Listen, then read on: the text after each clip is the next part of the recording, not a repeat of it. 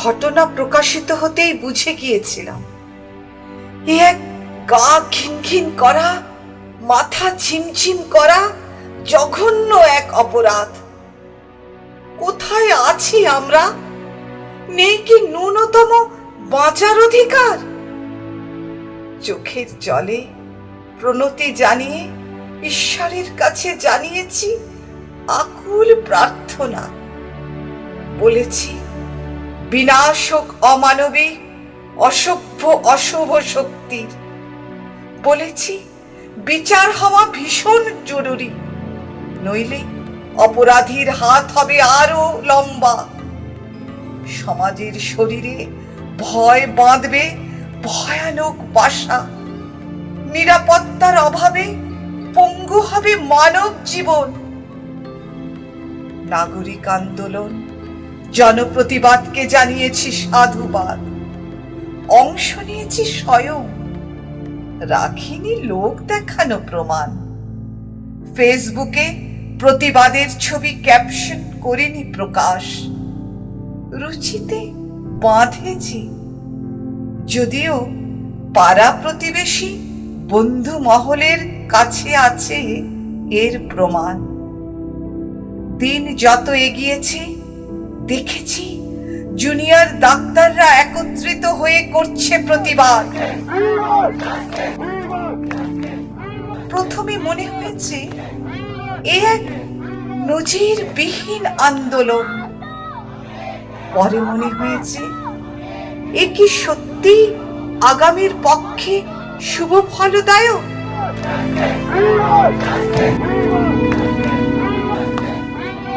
Junior doctor সমাজ দেখিয়ে দিল অপরাধের ভয়ানক চক্রের হাল হাকিকত।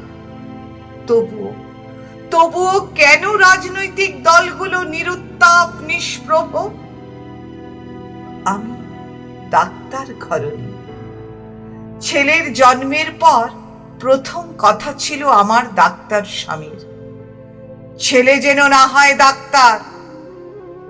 সময়ের ব্যবধানে এখন সেই ছেলেও ছাত্র চিকিৎসা বিদ্যার। কষ্ট আমার সেইখানে। এরপর কি ছেলেকেও নামতে হবে আন্দোলনে, সমাজ সংস্কারে? এটাই কি ভবিতব্য? তার জন্যই কি জন্মের পর থেকে আজ এইখানে? যতটুকু বুঝি ডাক্তারি এমন এক পেশা যেখানে ডট সেমিকলনে মেলে না পুঁথিগত বিদ্যা। প্রতিটি মানুষের শরীর ভিন্ন। কোন ওষুধ কার শরীরে চমৎকারিত্ব আনবে সে দাবি করে বলতে পারে না কেউই, কখনোই। ডাক্তারদের পড়াশুনো সারা জীবন, চ্যালেঞ্জ লুকিয়ে প্রতিটি চিকিৎসায়। কথার নম্রতা, মেজাজের স্নিগ্ধতা ভীষণ ভীষণ জরুরি। যখন ছিলাম ছোট তখন দেখেছি অনেক মেজাজি ডাক্তার। দিন যত এগিয়েছে, গুগল যত সমৃদ্ধ হয়েছে, দেখেছি প্রতিটি মানুষ এখন ছোট ছোট চিকিৎসক।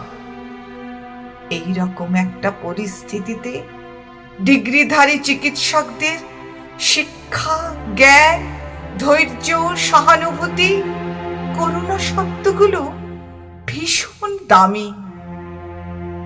হে আগামী, শুভ শক্তির তরঙ্গকে বৃদ্ধি করো শুদ্ধ চেতনা। সৎ হও, দক্ষ হও, কর্তব্য পরায়ণ হও, দৃঢ় চেতা হও, প্রতিবাদী হও। কিন্তু প্রতিবাদকে মিশতে দিও না রক্তে, প্রতিবাদকে মিশতে দিও না রক্তে।